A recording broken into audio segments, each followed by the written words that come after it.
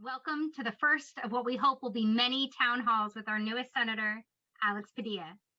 I want to thank the many Indivisible groups who worked so hard to put this event together, the senator's staff, Jeremy from Digital Impact for producing our town hall, our ASL interpreter, Cindy Medina, our Spanish interpreter, Sylvia Castro, and also all of you for taking the time to join us this evening.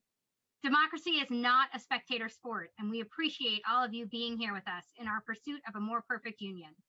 We have over 1,000 attendees between signed in here on Zoom and watching us on YouTube, so we're so happy to have you all here. While I wish we had the opportunity to meet in person, technology has allowed us the unique experience of an audience from across the entire state, bringing diverse perspectives all across different California regions. First, some framework on the evening. Today's town hall will be recorded and hosted on YouTube and on the Indivisible websites. So if you want to come back to it later or share it with anyone you feel would benefit, it will be available after the fact. This town hall is closed to the press.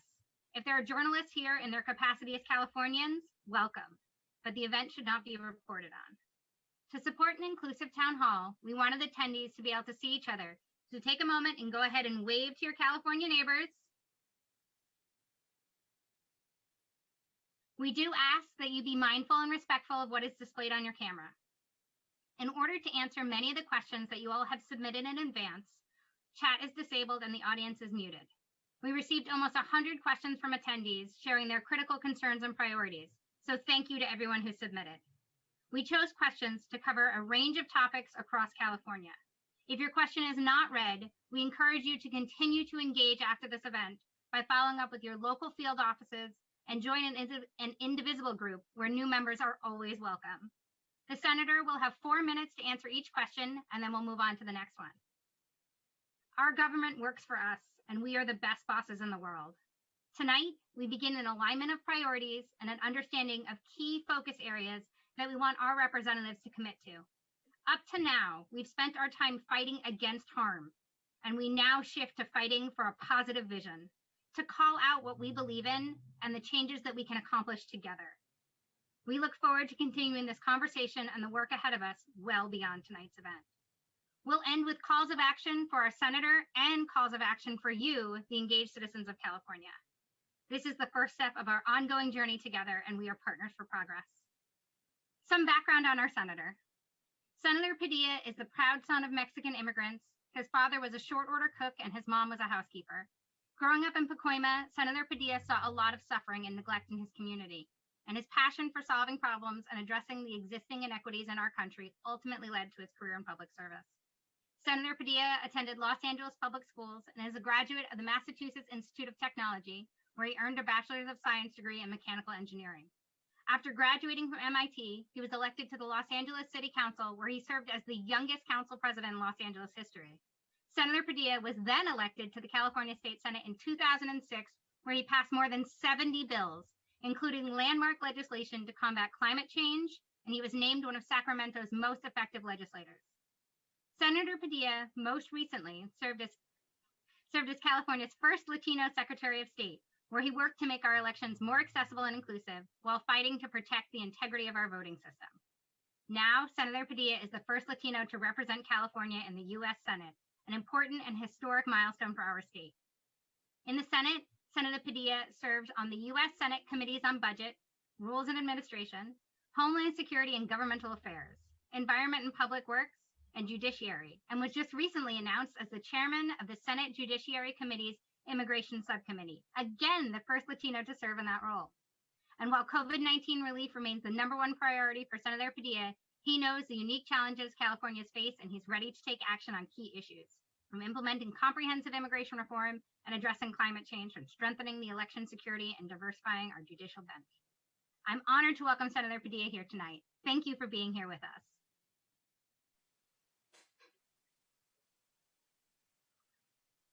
Vanessa, can the Spanish interpreter please unmute herself?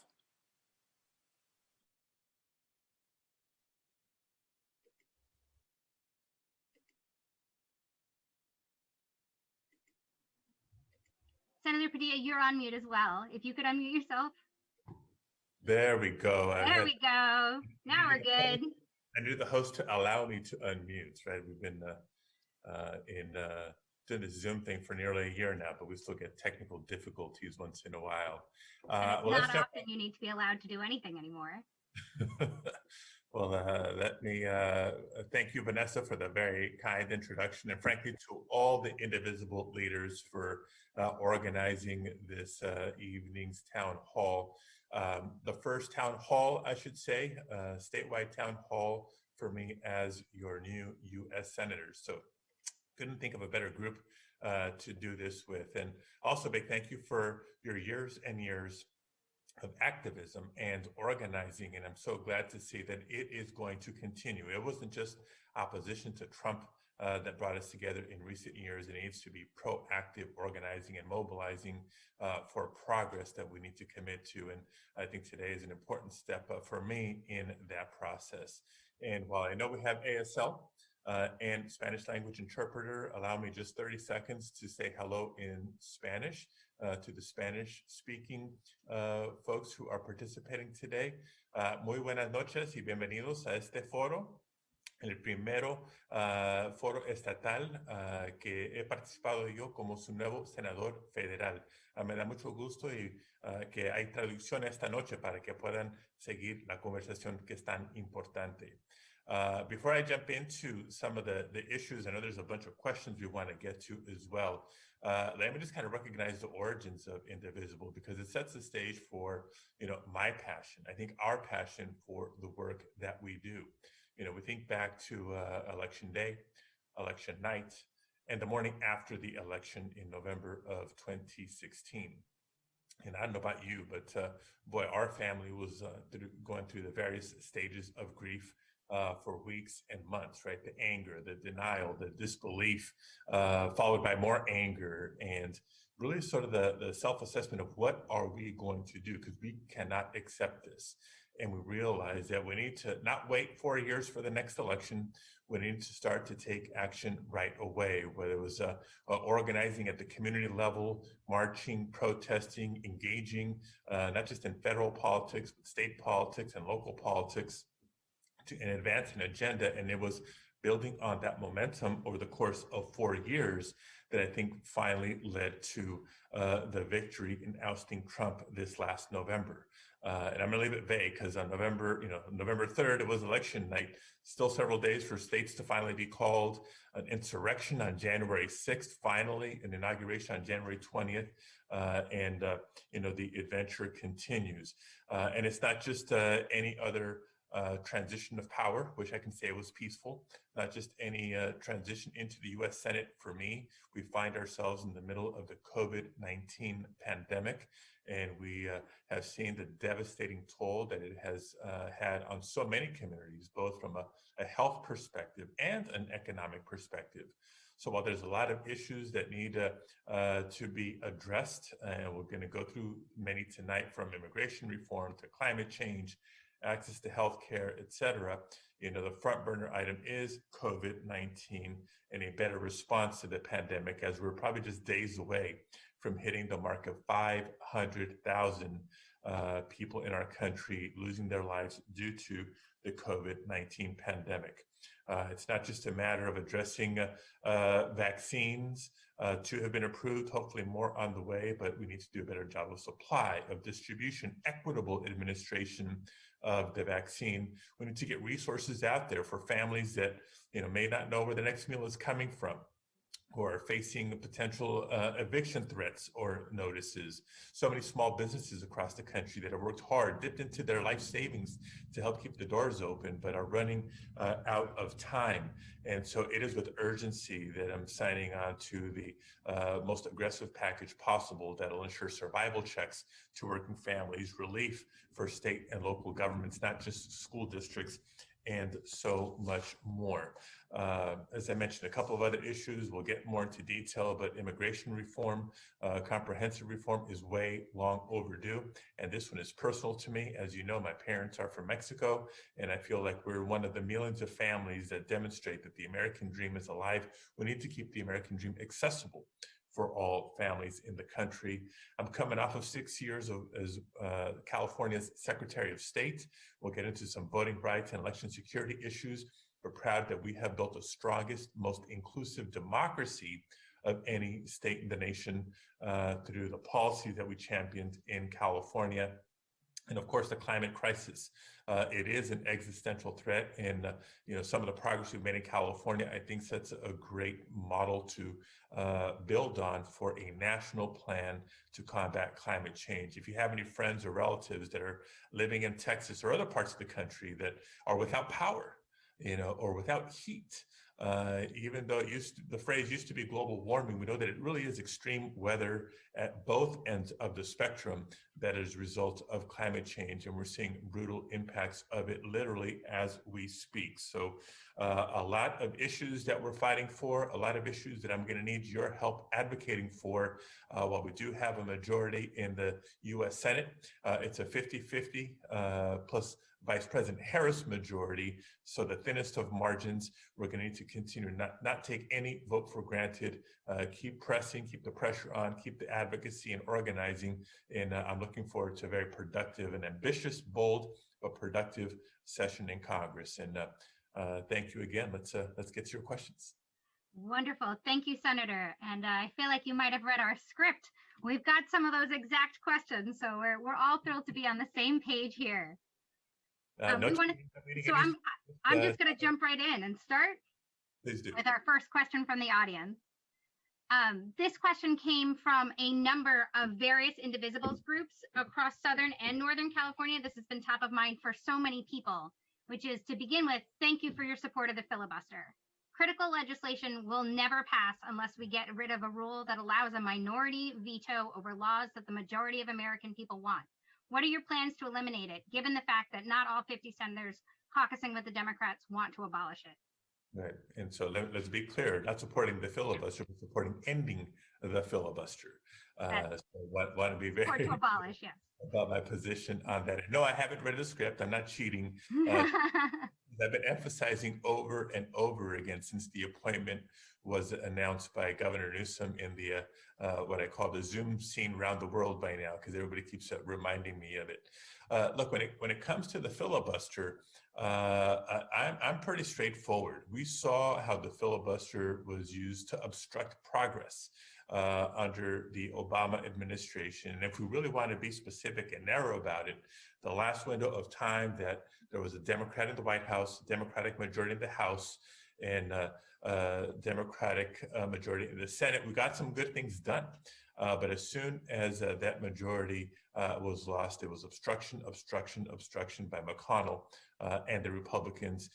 There's a lot of work to do, and the urgency cannot be understated. Literally, people are dying each and every day because of the COVID-19 pandemic. So I'm not interested in sitting by and letting people obstruct necessarily simply for political posturing. So if we have to eliminate the filibuster so that we can act quickly on moving resources that we know the nation needs, advancing policy that we know future generations need, then let's do what we have to do. And we know it's possible. I look back just a couple of weeks ago, right? Last week was the impeachment trial that you all probably saw too much of over the course of the week. The week prior, literally my first all-nighter in the United States Senate to tee up what's known as the budget reconciliation process.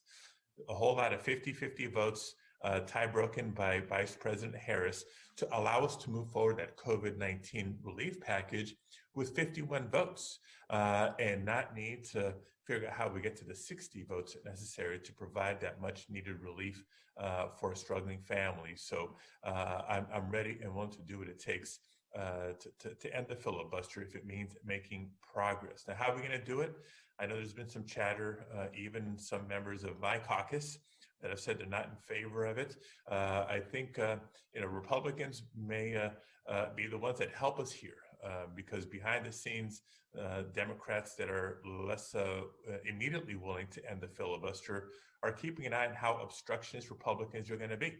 If we see that we're this close on a whole lot of good and it's held up because of their ability to obstruct, that's going to make the case for us and maybe turn some more reluctant Democrats around on abolishing the filibuster. Wonderful. Thank you. With just about a minute left on this question, are there any Democrats that you would suggest that we as the Indivisibles group reach out to really continue to engage the conversation to push the idea of abolishing the filibuster? Yeah. Well, as respectful as I can be with my colleagues, I'm still getting to know them. I'll just, if I'm gonna identify anybody, it's those that have self-identified up until now, right? It's Joe Manchin from West Virginia. It is Kristen Sinema from Arizona. Both, by the way, that I'm getting to know. So trying to get to know sort of their states, their motives, their politics, et cetera. Again, I don't think either one is wanting to facilitate the obstruction or lack of progress. I think in an ideal world, everything would be done with some bipartisan level of support. But the patience are going to be pretty thin, including with them too. If we see obstruction, then it's going to make the case easier for us to eliminate the filibuster. Great, thank you. Question 2.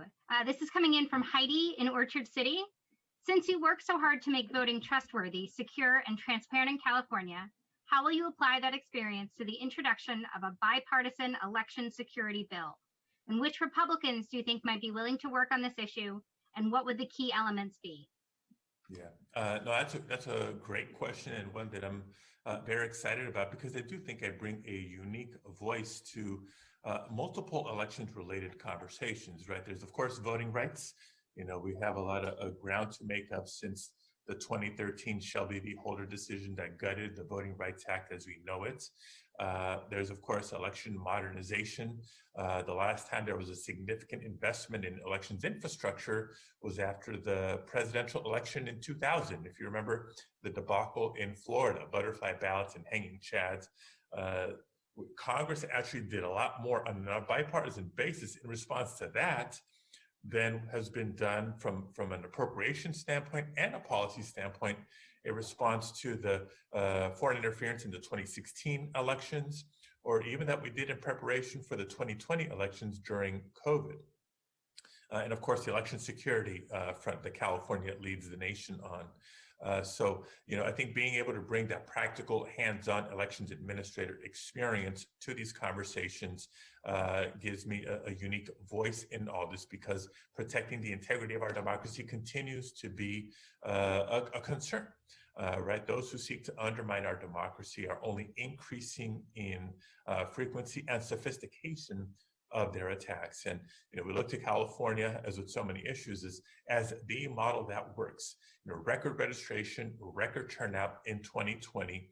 The most secure election you can imagine because of our self-imposed, security standards for voting equipment, paper ballots, no connectivity to the internet, post-election audits, a movement towards risk-limiting audits, not just a 1% manual tally, cybersecurity training for state election staff, local staff, and a robust effort to counter election disinformation, which is just another significant way of suppressing the vote, not just undermining confidence in our elections, but literally suppressing the vote. So we have the playbook. We know that it's worked. One of the things that I think is helpful in making the case to colleagues across the country is how many other states adopted elements of this framework to allow people to vote in 2020 while minimizing their COVID exposure. So a lot of states that expanded vote by mail, for example. Now, they only did it for 2020 because of the pandemic. We got to push for these to be long-term or permanent shifts in new policies in place. Expansion of early voting is another one, those sorts of things. To your question about how do we reach across the aisle and convince some of our Republican colleagues on this, I think there's two immediate things I'll point to as a foundation for potential progress. As California Secretary of State, and through my involvement with the National Association of Secretaries of State, I did get a chance to develop working relationships with some Republican secretaries across the country. Now, of course, there's more than a handful of examples of those who would probably just continue to refuse to do the right thing, but many others who are trying to do the right thing by voters. And so, being able to talk to Republican colleagues and say, this isn't just a Democratic thing. Even Republican secretaries of state went to bat for more early voting, more vote by mail, even some that believed in the value of ballot drop boxes, for example, where in Just some about 30 seconds on this one. in the other direction. And last but not least, a couple of colleagues to start the conversations with. There's actually two other former secretaries of state currently in the U.S. Senate, Sherrod Brown from Ohio and Roy Blunt from Missouri. And so at least we have that Secretary of State shared experience. Roy Blunt is the vice chair of the Rules Committee where this policy discussion is going to take place. So aside from the 7 who voted to impeach Trump, maybe they're willing to see the light on this. I think that's another potential opportunity. Great, thank you. The next question has come in from a couple of different people. This is going to be from Anna and Chula Vista and Socorro from San Jose. What are you prepared to do to help pass DACA or similar legislation in the Congress? And will you also sponsor legislation or policies which enable a road to gaining citizenship for a larger immigrant population otherwise not eligible for DACA? Absolutely. And as I mentioned in my opening remarks, this is an issue that is very personal to me. You know, I'm not just a proud son of immigrants.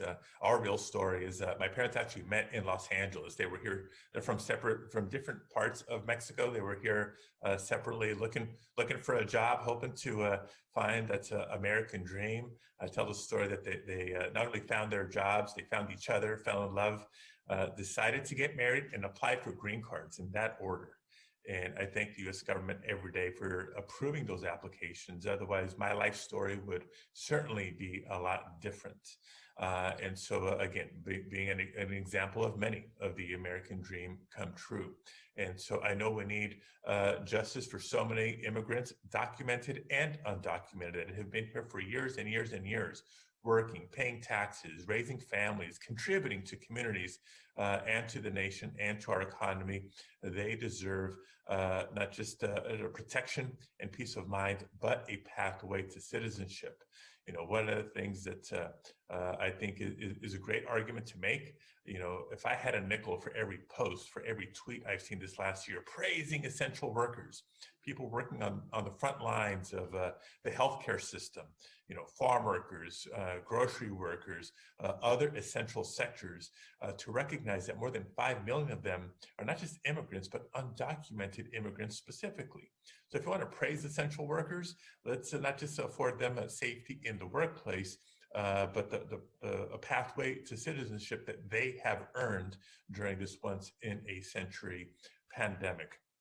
You know, when on day one, when President Biden was signing a lot of executive orders and frankly reversing a lot of the Trump executive orders as it related to DACA and immigration elsewhere, that's a good start.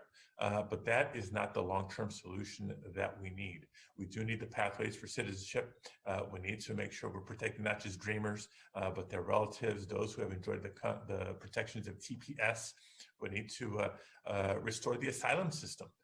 Because it was completely flipped on its head during the Trump administration. We need to reunite families. You all remember the images of the families being divided at the border, being separated at the border, children literally being locked up in cages. There's a lot of work that we need to do, and it seems like it is not just a priority for the Biden administration, but for this new Senate majority. So it's one of the things that I expect to be very hands-on and aggressive on, near term, not long term, working already with not just Senator Durbin, who chairs the Judiciary Committee, but Senator Bob Menendez from New Jersey. And I think we're planning on unveiling legislation to this effect sooner rather than later. So I invite you all to please stay tuned. And it's going to be another one of those where we're going to have to work every single member, because if we have to do it via a 50% plus the tie-breaking vote by the vice president, we have to do it. I've heard from some of my colleagues already that, as I mentioned in my opening remarks, the last time we had control of all 3 levers, they weren't ambitious and aggressive enough. That's got to change this time, and immigration reform is a front burner item. That's a great answer, and it addressed all of my follow-up questions there. So thank you so much for really telling us how that's going to change. Thank you. The next question we had came in from Lisa in Sausalito. And Lisa says, sorry, let me just shut the timer off for this one so that doesn't go off in the middle here. Lisa in Sausalito asks, The movement for Black Lives has listed many ways to reprioritize our funding to create policy which leads to healthy, safe, and thriving communities of color. Do you support a reallocation of funds at the federal, state, and local level from policing and incarceration to long-term safety strategies such as education, local restorative justice services, and employment programs? That's an easy one for me. The answer is yes. We need to invest more in education and other types of support that give people a better shot at achieving a better life. It's what I saw for myself growing up. And I'm not sure how many people are familiar with the San Fernando Valley and specifically the community of Pacoima. I kind of describe it as if you've ever seen the movie La Bamba, then you know where I grew up. Richie Bounds from the same hometown. But if you've seen the movie Straight Outta Compton, then you know sort of the era in which I grew up. Having not just seen some friends, but losing some friends to the dangers of violence in the street is not lost on me. Policing, Los Angeles Police Department in the 80s and early 90s was the reality I kind of grew up around. And I set that stage because if you see in my bio, you know that I was elected to the city council in 1999. And within my first year of being on the city council, the city of Los Angeles was served by the U.S. Department of Justice for what they had determined was a pattern or practice of excessive use of force in the Los Angeles Police Department. And that put me in a very unique situation, right? I grew up in Los Angeles, not just as a young man of color once upon a time, but all of a sudden I was a member of the council. And I wasn't just still a relatively young man of color, but I was a young man of color with a vote on that consent decree negotiation. And so leveraged that power to ensure not just a good negotiation of a consent decree, but adoption of the consent decree and compliance with that consent decree. And I point that out because is LAPD perfect today? No. Is it a lot better than it was, 25, 30 years ago? Yes. So there's at least a pathway for some progress on policing when you change the mindset of the role of police. But you give citizens a better shot at life when you're investing in education and opportunity. That's why that was such a big agenda and priority for me for my days on the Los Angeles City Council and my time in the state Senate, looking at not just higher education, but K-12 education and other opportunities for children and for families. And I too was tremendously inspired by the movement that we saw last summer after the killing of George Floyd in Minneapolis. And yes, that's what it was, exposing discrimination and racism in all its forms. Right, as Secretary of State, we exposed it by reminding people that voter suppression is rooted in white supremacy. But we see during this COVID-19 pandemic, the other disparities that have been exposed in access to healthcare, in the digital divide, in who's disproportionately working as essential workers and therefore extra exposed to COVID, the disparity in the physiological impact of the virus itself, not just on illnesses, but on deaths. It's disproportionately been in communities of color. So it's got to be the basis. This equity lens has to be the basis for all the policy issues that we take on, all the appropriations that we're going to be moving on in the years ahead, because it's what we should be about as Americans. So again, another reason why I'm just so inspired to see that we're not going to let up now that Trump is gone. We got to keep this organizing, mobilizing for progress going in the years ahead. Senator, thank you so much for your candor there to really address that question head on rather than, softening it. So I really appreciate that honesty with the audience. Absolutely. The next one, this is going to be our last question as we head up to our next portion is the next one comes in from Liliana of San Francisco. And she asks, do you support implementation of a version of the Green New Deal within the infrastructure bill or plan promoted by the Biden White House, soon to be considered by the Senate? How will you use your role in the Environment and Public Works Committees to ensure that this bill will be focused on the underserved communities in rural California and elsewhere? Great. I love this question, in part, not just because, yes, I'm supportive of a Green New Deal, and I think an infrastructure package is the ideal way to move it forward, but because it builds on both my experience as a state senator and my background as an engineer, right? So the first step is establishing our goals, whether it's for greenhouse gas reduction or renewable energy in our electricity sources, et cetera. But then comes the fun work of the strategic plans to actually achieve those goals. You know, when I was running for state senate back in 2006, it was the year that AB 32 was first going through the legislature in California. And I was asked about it at the doorstep when I was campaigning for the legislature. I said, I want to be in the legislature to not just make AB 32 a goal to strive for, but the actual plan for achieving it. When I was in the state senate for 6 years, I chaired the Senate Energy Committee. So it wasn't just the emission reductions we chose, to try to meet, but the renewable energy sources. How do we expand solar and wind and geothermal and other clean technologies in California's electricity sector? But to achieve the climate changes we need, it's not just the electricity sector, it is the transportation sector, it is the construction sector, it's really across the board. So it's a tremendous opportunity, I think, to build on the leadership California has played as a state, in partnership with other states and frankly other countries. Both Governor Brown and Governor Newsom have leveraged the California economy, the size of our economy, for international agreements to advance climate goals. But now we have this opportunity to create a national framework for progress, building on the proven success. It's not a policy that we hope works and we cross our finger. We've seen the progress we've made in California on climate, and now as a member of the Environment and Public Works Committee, going to be touting that progress, going to be touting that experience and that example.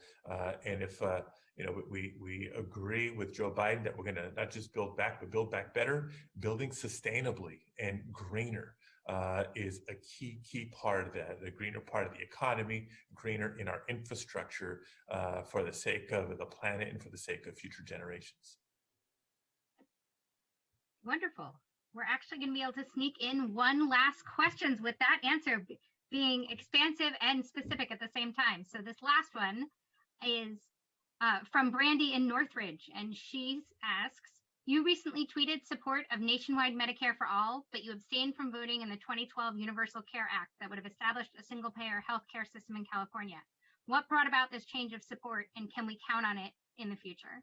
I'm actually very, very glad you asked that question, because there's a little bit of a misperception out there because of that 2012 vote. Look, I've been supportive of universal health care, single payer, since before that 2012 vote and after that 2012 vote. Let me tell you what was different about that 2012 vote. The year was 2012, and when that vote came up on the floor of the California State Senate, President Obama's reelection was not looking that good. And across the country, the Affordable Care Act was being teed up. This is right when Obamacare was like just an idea, a tagline that they try to use against Democrats. It became a referendum on ACA. And both from a political standpoint, I felt we had to defend the ACA in order to be able to build on it going forward. And at the same time, in California, this is now the good government side of me talking here, we were also laser focused on implementing the ACA and establishing the health benefit exchange so that it would work on day one, and we can expand coverage to the millions of families that it eventually covered as quickly as possible. So I wanted to keep the State Department's focused on that, defend the ACA so we can build on it. But to be clear, was not just a vote in favor of it prior to that, but was a co-sponsor of state legislation prior, supportive since, and yes, you can count on me, because here's the other big piece. Bernie is absolutely right. This is the ideal solution to be the last developed nation to not live up to the words that healthcare is a right and not a privilege for those who can afford it. I'm with them 110% and look forward to doing the work necessary to get there in the days ahead. Wonderful. Thank you so much for taking the time to clear that moment up and really give us your full answer there. So with about 1 minute left here, if you'd like to share some of your closing remarks with us before we get into the action items on both sides. Sure. No, and again, just a big thank you for this opportunity and for this dialogue. Yes, it will be the first of many going forward. If you can't tell by now, I'm excited to tackle this work. It is heady times right now. This transition to the Senate is a big leap in and of itself, but to do it during a once-in-a-century health pandemic, with the health impacts that we've seen, the economic impacts that we've seen. It's a sad day when you look around the nation's capital and it looks more like a military base than the home of our small d democracy. It's a sign of the times, unfortunately. This impeachment trial we just been through, that was another big load. You know, the outcome, probably not a shock for everybody, but deeply, deeply disappointing and a wake-up call of how much more work, you know, we have to do. And so, you know, and there's already chatter, you know, the 2020 election cycle is finally done. People start looking at 2022. Can we defend our majorities? Can we grow our majorities? There's a lot of work that needs to be done, but I'm excited to dig into the committees, the chairmanship of the Judiciary Subcommittee on Immigration, Citizenship, and Border Safety. By the way, that's a name change that we insisted on to set a new frame, a new tone for these policy discussions in the U.S. Senate. So thanks for staying engaged. Let's keep the communication going and the partnership going. Wonderful. Senator, thank you so much for being with us tonight. We really appreciate you sharing your views, and we're so proud to have you representing us. This seems like a great step forward, and you're already doing real work out there for us. So thank you. Thank you very much. I know it's been a long year with the pandemic, but keep wearing your masks, keep washing your hands, do what you have to do, get the vaccine when you can. We'll get through this together. We'd like to go ahead and present 4 asks of you in your time in office. If we could bring up the slide here. Right. Thank you so much. So our 4 asks of you, which I will then follow up with 4 asks of our audience, is 1, commit to quarterly town halls. Obviously now, while we are in COVID times, they would be remote, but we would love to see you in person once it's safe to do so. Supporting bold COVID relief packages. Absolutely. Oh, wonderful. Thank you. Supporting bold COVID relief packages. In your opening, you detailed some great programs, and we really appreciate you being out there fighting for us and really championing the citizens of California because we need help. Absolutely. That's why this first Republican counter proposal was a non-starter. We need to think bigger, not smaller when it comes to COVID relief. Absolutely. Publicly support DC statehood. You know, there's a whole swath of American citizens that are disenfranchised by not having enough representation. So we would love it for you to come out strongly there in favor of DC statehood. So yes, yes, and yes, and so glad that it's part of the Democratic Party platform as well. Excellent. And then last is vote to end the filibuster. We have that slim margin for change, and now is a great opportunity for us to make big changes. So we appreciate you pushing it. Again, yes, yes, yes. Let's get past the obstruction and make some progress. So, thank you so much. And now I'd like to do some key action items for the attendees. Call your senators and your representatives. Call them all the time. Up to now, we've spent a lot of time asking you to vote and get out the vote and tell your friends to vote. And now is the time to really engage in the process beyond just voting. And that means calling your senators and representatives at least once a week. Tell them about the thoughts that you have on current legislation. Tell them about your priorities. Stay engaged in the conversation. And a great way to do that is by joining your local Indivisible group. You'll get a follow-up link that will follow-up email from this event that will give you links to your local Indivisible group. Join, engage in the conversation. You could help plan this next event.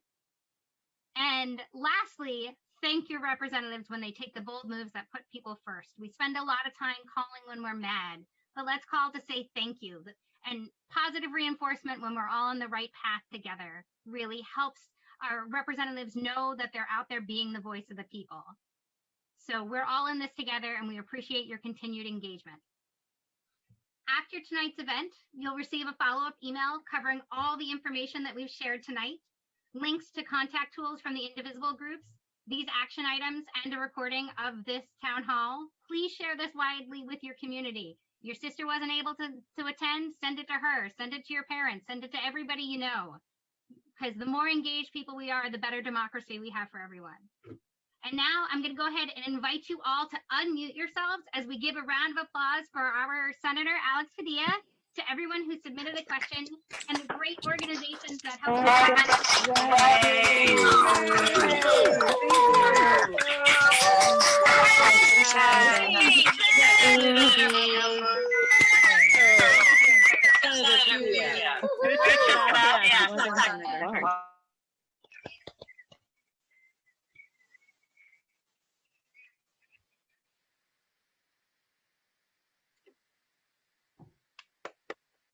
Thank you, everybody. Stay safe.